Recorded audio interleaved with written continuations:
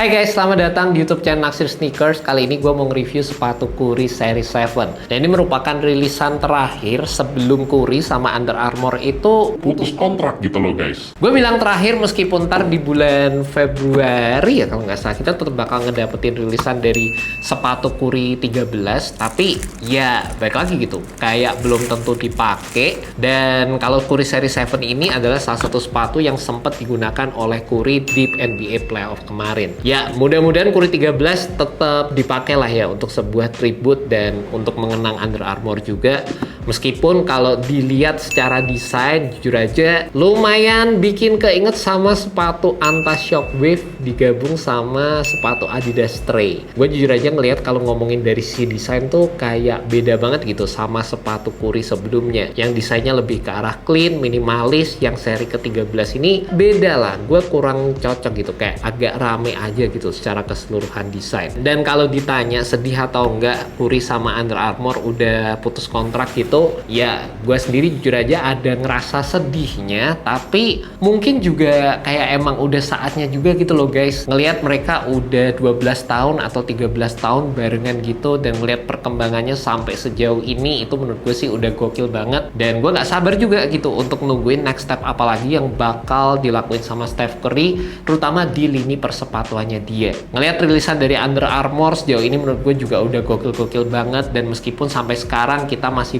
belum tahu apa yang sebenarnya bikin Curry sampai nggak mau perpanjang lagi atau sampai putus kontrak, gue sebagai orang awam cuma bisa kayak berspekulasi aja gitu. Kemarin dengar-dengar katanya sahamnya Under Armour sampai anjlok 40%, dan mungkin Under Armour sendiri juga pengen fokus di pengembangan sepatunya mereka tersendiri, pengen fokus dari sisi bisnisnya. Ataupun Curry yang kemarin sempat dikabarkan nggak happy karena Under Armour nggak berhasil untuk sign Caitlin Clark masuk di jajaran Curry brand. Ya, gue sih cuma bisa berspekulasi aja gitu. Tapi yang paling penting dengan dirilisnya sepatu ini, ya gue ngerasa ini jadi penutup yang manis gitu antara Under Armour dan juga Steph Curry. Karena secara first impression pas gue nyobain sepatu ini tuh berasa ini jadi sepatu Curry terbaik gitu yang pernah gue cobain. Dan gue udah pernah nyobain banyak banget sepatu Curry, dari yang versi-versi sebelum Flow ataupun yang udah pakai Flow, udah pernah gue cobain hampir rutin tiap tahun. Ya meskipun nggak semua gitu, tapi ya udah banyak. Ini jadi salah satu sepatu yang berasa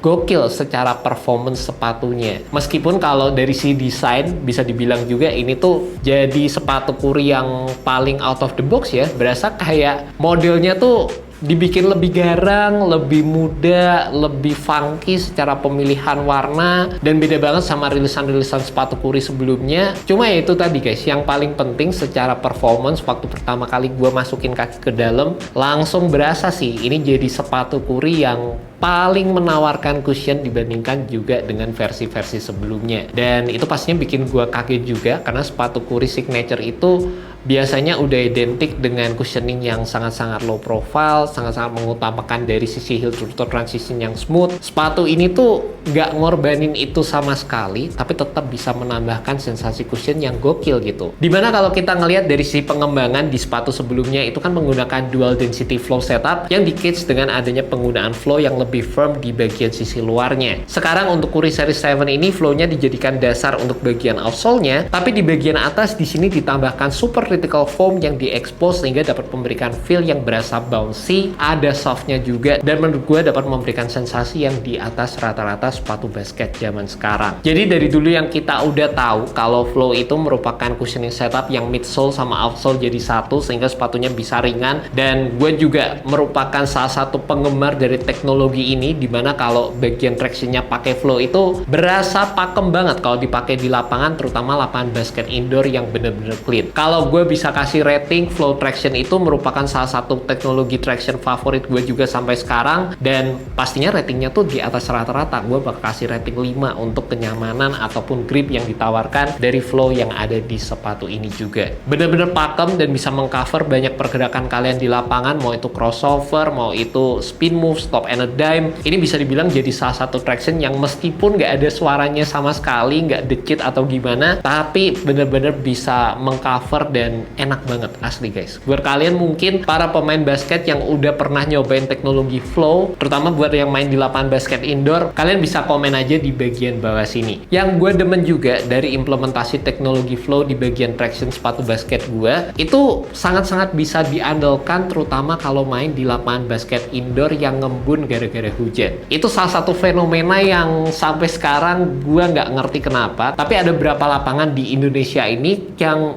bakal ngembun gitu meskipun indoor kalau di luar cuacanya hujan. Jadi ada banyak sepatu yang secara tractionnya tuh nggak bisa mengakomodasi keadaan tersebut, dan flow ini jadi salah satu build traction yang oke lah, lumayan bisa lebih diandelin dibandingkan dengan beberapa sepatu yang lainnya. Terlepas emang balik lagi dengan adanya build foam di bagian bawahnya, ini kalau dipakai di lapangan outdoor atau dilawanin sama lapangan basket outdoor yang bagian bawahnya kasar gitu, menurut gue agak sayang, dan kalau tergerus juga bisa mempengaruhi keseluruhan feel cushion yang ada di sepatu ini juga. Kayak lebih gampang tergerus aja gitu karena bagian bawahnya kan ini terbuat dari material foam, dan balik lagi emang pasti ada plus minusnya juga di penggunaan teknologi flow ini guys. Dan nggak sampai di situ aja guys, meskipun sepatu ini dari sisi toolingnya tuh kelihatan bulky ataupun gede banget kayak gini, tapi pas dipakai tuh juga berasa smooth banget, dan itu jadi salah satu elemen yang gue juga surprise di sepatu ini. Dikarenakan di bagian bawahnya sepatu ini tuh menggunakan decoupled system, jadi bagian heel sama di bagian depan sepatunya outsole-nya itu nggak jadi satu gitu guys, dan ini bikin pergerakan di area forefoot itu bisa lebih fleksibel, dan juga ditambah dengan adanya support di bagian tengah yang bikin sepatu ini tuh lebih kokoh secara build keseluruhannya. Jadi ini juga pastinya berfungsi sebagai fitur support yang ada di sepatu ini, bikin sepatu yang tambah nyaman, dan dengan adanya build yang gede di bagian bawahnya atau bisa dibilang lebar juga, ini tuh sangat ngebantu dari sisi kestabilan sepatu ini juga sewaktu digunakan di lapangan. Jadi yang berasa mantep juga, terutama kalau gue bisa bandingin sama WO Fit All City 13 Encore yang kemarin gue cobain, sepatu itu kan smooth banget ya, tapi secara cushioning berasa lebih firm dan juga responsif. Di sepatu ini gue masih dapat ngerasain sensasi smooth yang serupa, nggak kalah gitu dibandingkan sama sepatu tersebut.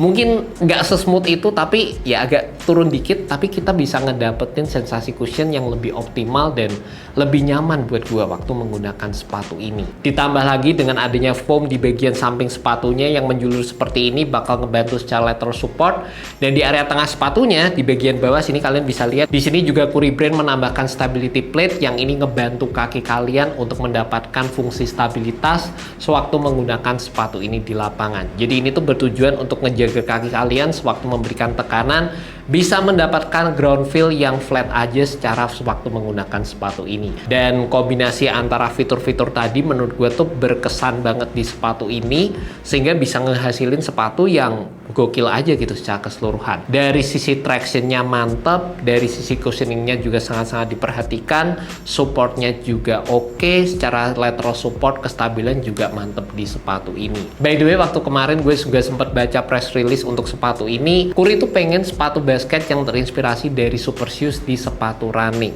dan pas ngelihat sepatunya dieksekusi seperti ini, pas gue cobain ya nggak kaget sih dengan feel yang diberikan, dengan betapa canggihnya sepatu ini, dan feelnya itu menurut gue gokil banget, dan setengah ke bawah ini berasa sangat-sangat canggih waktu dipakai. Gue ngerasa sepatu ini tuh bakal cocok banget terutama buat kalian yang sebenarnya playstyle-nya tuh kayak Steph Curry gitu loh guys. Buat kalian suka ngegocek-ngocek di lapangan, ngelewatin screen, terus membutuhkan momentum untuk pull up jumper, untuk ngelakuin crossover, terus go into pull up shot, itu bakal ngebantu banget, dimana ya secara keseluruhan setupnya sendiri ya sangat-sangat ditunjang untuk gerakan-gerakan tersebut. Cuma memang kalau ngomongin bagian uppernya, ini jadi bagian yang berasa sedikit lebih ekonomis lah. Berasa kayak ya karena budgetnya pasti di limit juga sama Under Armour ataupun Curry Brand. Ya ini jadi bagian yang ngejaga sepatu ini untuk berada tetap ada dalam budget yang seharusnya. Materialnya tuh berasa basic banget, dimana sepatu ini menggunakan tekstil di bagian uppernya, tapi juga dikombinasikan dengan fuse overlay untuk menjaga material yang ada di sepatu ini juga dari sisi durabilitas, dan rasa-rasanya juga Curry Brand itu berupaya untuk bikin sepatu ini tuh lebih ringan dengan adanya pemilihan material seperti ini. Dan untungnya secara feel yang ditawarkan, meskipun dari sisi materialnya berasa basic banget, tapi waktu dipakai juga menurut gue tetap dapat memberikan containment yang oke, lockdown yang oke. Dan awalnya meskipun gue concern sama adanya TPU di bagian depan gini, tapi ini juga movable gitu, nggak memerlukan break in time sama sekali secara keseluruhan material yang ada di sepatu ini. Karena gue inget di sepatu AR2 ada TPU-nya juga di bagian depan, dan itu kan kayak butuh break in time, berasa agak kaku-kaku dikit gitu. Di sepatu ini sih nggak ada sama sekali, bener-bener nge-wrap aja secara keseluruhan dan dapat memberikan fitting yang enak juga sewaktu gue pakai sepatu ini. Rasanya juga pastinya kebantu dengan adanya cable piece di bagian samping, jadi ini nge-lockdown di bagian tengah gini. Dan secara keseluruhan sih dari sisi pemilihan material ini ya bisa bekerja dengan baik dan nggak ada masalah juga waktu dipakai di lapangan. Dan by the way, buat kalian penasaran sama fitnya, seperti yang gue bilang tadi, sepatu ini tuh fitnya enak banget, true to size juga sewaktu gue pakai sepatu ini. Dan mungkin sedikit nitpick aja, kalau misalnya bisa diimprove dikit, mungkin dari sisi ketebalan area tang ini kalau dibikin lebih tebel dikit aja bakal bikin sepatu ini berasa makin nyaman lagi. Cuma mungkin sekali lagi dari si bobot jadi pertimbangan ekstra sewaktu bikin sepatu ini. Dan gue juga seneng banget sama build area belakang sepatunya yang dibikin kontur menjorok keluar seperti ini, yang udah jadi salah satu fitur yang udah ikonik di sepatunya Kuri juga. Karena ini bisa ngasih sensasi yang nyaman di bagian heel, nggak digging sama sekali, dan keseluruhan sih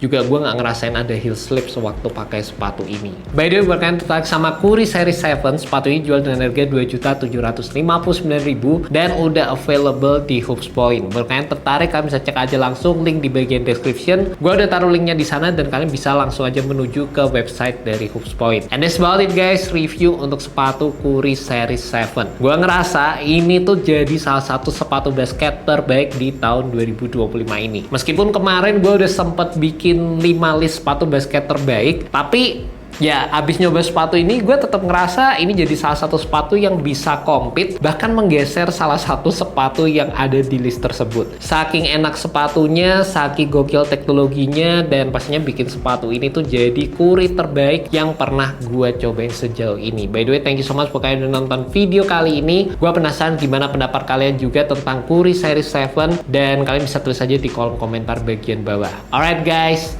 peace. Sayang berakhir di sepatu yang seenak ini. Mudah-mudahan ya bisa dapat deal sepatu basket dan bikin yang gokil lagi sih.